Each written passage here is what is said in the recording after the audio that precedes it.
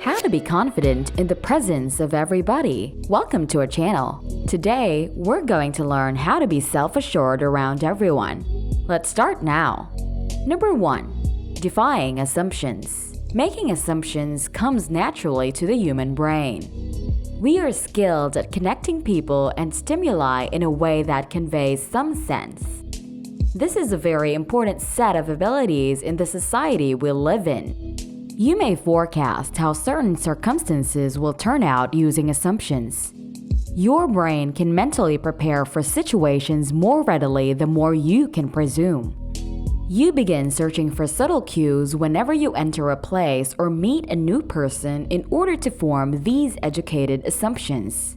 For instance, you can infer so much about someone's past, interests, and character from their clothes or body language. You might think someone is arrogant if they have fancy shoes, or you might think they find you annoying if their arms are crossed. You might be accurate, but you also might be mistaken. As useful as your assumptions are, they are rarely a reliable means of evaluating the environment in which we live. It's similar to choosing the design of a whole puzzle based on only one component. Consider this. What could you tell me about the rest of the picture if I handed you a random blue piece? The color blue might cause you to believe you are viewing an image of the sky. However, it might be a reef under the sea, or a particular icy tundra. My point is that presumptions always give you a distorted and constrained perspective of the world. Assumptions can be your worst enemy when you lack confidence. Your assumptions will make you feel as though you are the only anxious and uncomfortable person in the room, that everyone else has amazing stories to tell and fascinating things to discuss, that nobody is interested in getting to know someone as ordinary as you. The list is endless. But there are other ways to solve the riddle besides that. A single, constrained view of the world. You are focusing on a few particulars and using them to evaluate the entire issue. Despite the fact that making assumptions is entirely normal, you'll almost always be wrong, because it's equally plausible that everyone is apprehensive, uninteresting, and they may just be eager to meet you. Before you take the risk, it will be impossible to know for sure. Therefore, resist letting your snap decisions define you. You should accept the challenge the next time you make a divisive assumption. You can check to see if it's true for yourself. In most cases, it won't be. You'll have the courage to challenge your own unfavorable expectations by repeatedly confronting your presumptions. Number 2. Self-assessment with clarity. How can one develop self-esteem? It's a broad question with a wide range of responses. But some approaches are more effective than others. Let's concentrate on one highly popular technique for boosting self-assurance: praise. Alternatively said, you getting a compliment. Because it alters your image of oneself in some manner, praise is believed to promote confidence.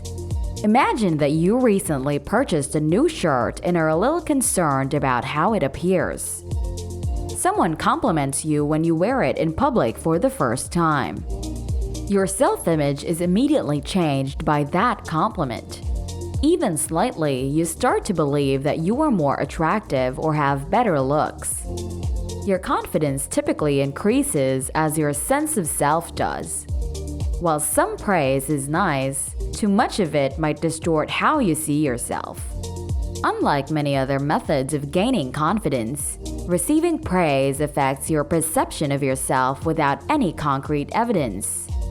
Let me clarify, because that's a little bit confusing. You've shown yourself that you're capable of anything if you feel more confident after achieving a goal. You have surmounted a difficulty, faced some sort of difficulty. Your self-image should be in line with your accomplishments because you earned that confidence boost.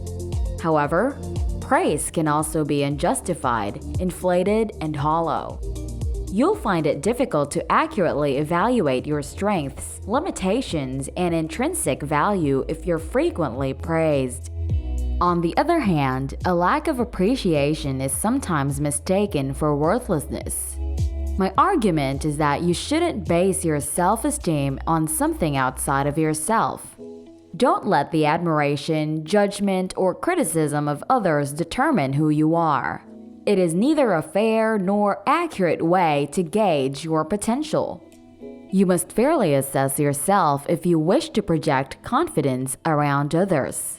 Keep in mind the encounters you've had, the obstacles you overcame, the objectives you have attained.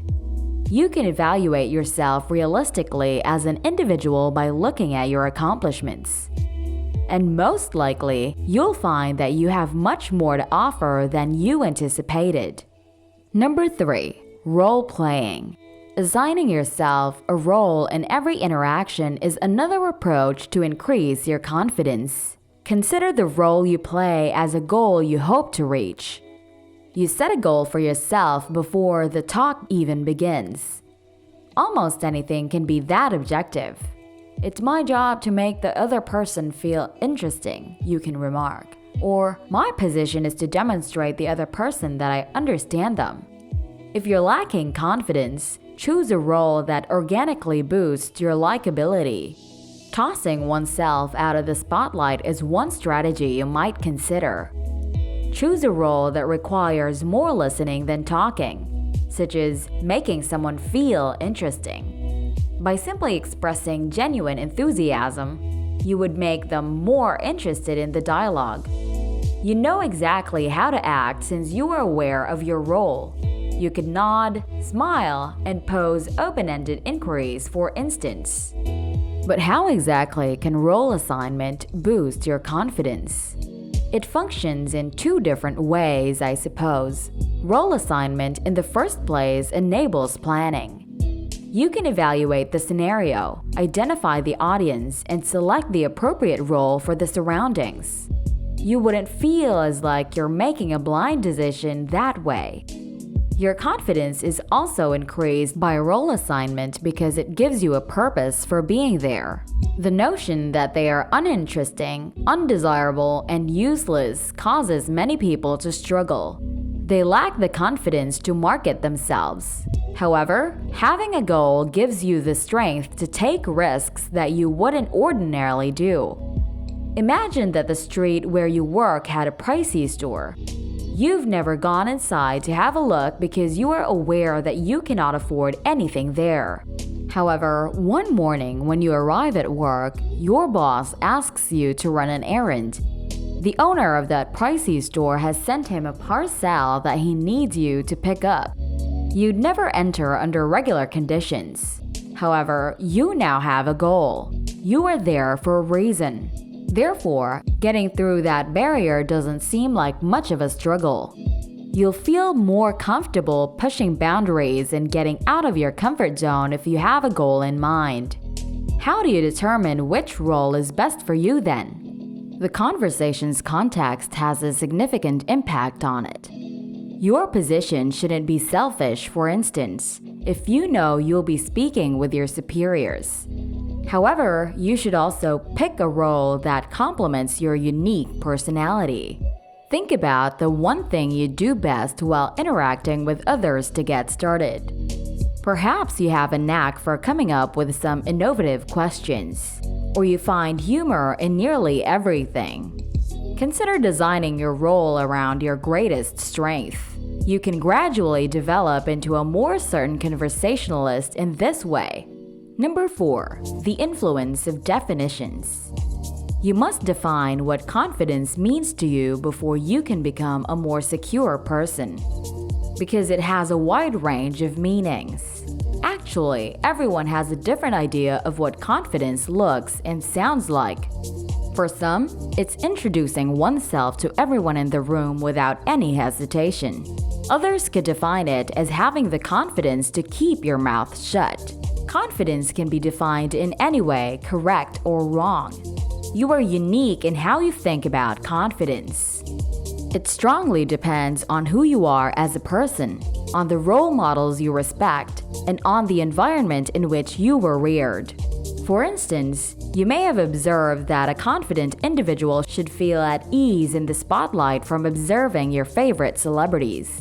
What if your friend believes that being confident means having the bravery to accomplish your goals? Both notions of confidence are accurate, but they call for very distinct skill sets. Would you employ the same methods and routines as you both strive to increase your confidence? No. You'd concentrate on matters that directly concern how you define confidence. You may practice speaking in front of groups of people, spend more time in social situations, or engage in more public speaking. On the other hand, same exercises would be useless for your friend. By setting more manageable goals and seizing new job possibilities, he would gain confidence. These two strategies have nothing to do with one another, but they both successfully produce a specific form of confidence. The issue is that not many individuals are familiar with their definition. Most likely, you haven't taken the time to consider what confidence means to you. You may have omitted these steps instead. Without focusing on this immensely broad term, you started looking for ways to boost your confidence.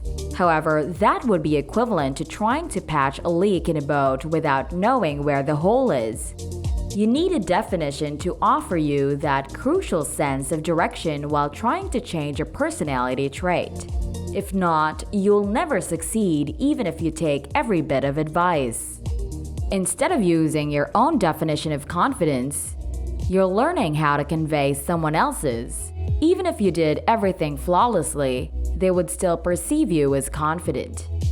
You would feel just as uncertain and uneasy in yours as you did before. Therefore, before following any of these tips, be honest with yourself about your level of confidence. How does it appear? What sounds like it? Who do you consider to be truly self-assured and why? The better is to be more specific. Your individual brand of confidence will emerge as a result of every aspect. Thank you for watching, and don't forget to subscribe if you want to see even more amazing content.